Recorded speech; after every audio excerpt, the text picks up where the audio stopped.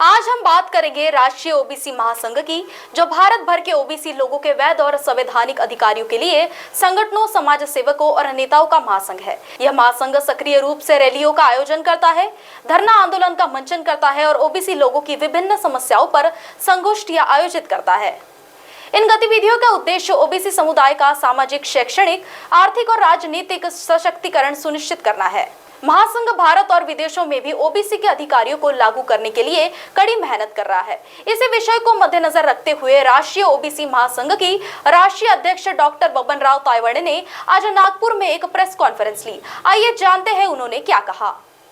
नहीं, आरक्षण का मुद्दा ये नहीं कि हमारा 2016 से हर साल हम देश के विभिन्न राज्यों में 7 अगस्त को, जिस दिन मंडल आयोग लागू हुआ था 7 अगस्त को, उस 7 अगस्त की पहचान सालों साल लोगों के दिमाग में रहे, जिस दिन हमें हमारी ओबीसी की आइडेंटिटी मिली थी।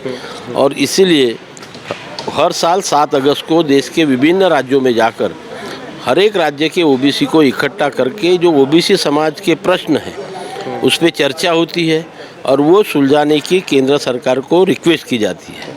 अभी तक के हमारे 8 अधिवेशन हुई और 8 अधिवेशन के सफल आयोजन के कारण केंद्र और राज्य सरकार को 48 गवर्नमेंट जीआर निकालने पड़े, जिसका फ़ायदा आज हमारे यूथ, स्टूडेंट और आम आदमी को हो रहा है। इसी कड़ी में ये 9वां अधिवेशन अमृतसर में golden jubilee convention centre, Guru Nanak भवन, गुरु नानक देव यूनिवर्सिटी, अमृतसर, पंजाब में उसका आयोजन किया गया है।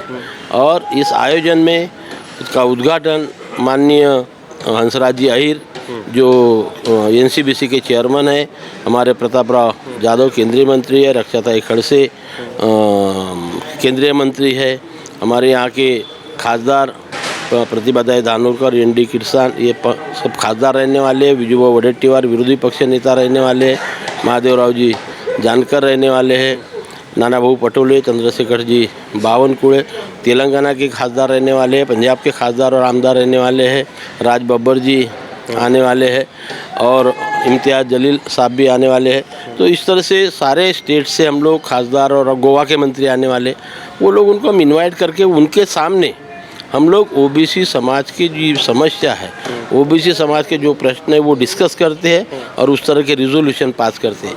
ये होने वाले अधिवेशन में प्रमुखता से जात न्याय जनगणना होना चाहिए। लोकल बॉडीज़ में जो रिजर्वेशन कम हुआ उसको पूर्ववत करने के लिए संशोधन संविधान में कर लेना चाहिए। ओबीसी मंत्रालय की स्थापना होना चाहिए। ओल्ड पेंशन योजना शुरू होना चाहिए। 50% सीलिंग की मर्यादा हटानी चाहिए। हर स्टेट में बच्चों के लिए हॉस्टल होने चाहिए। इस तरह के 30 रिजोल्यूशन हम लोग वहाँ पर पास करने वाले हैं और आने वाले दिनों में उसका केंद्र सरकार से फॉलोअप करके वो पूरी मांगे पूरी करने का आग्रह करने वाले हैं। महाराष्ट्र टीवी 24 के लिए कैमरामैन प्रवीण सूर्यवंशी के साथ सुयश सेठिया की रिपोर्ट।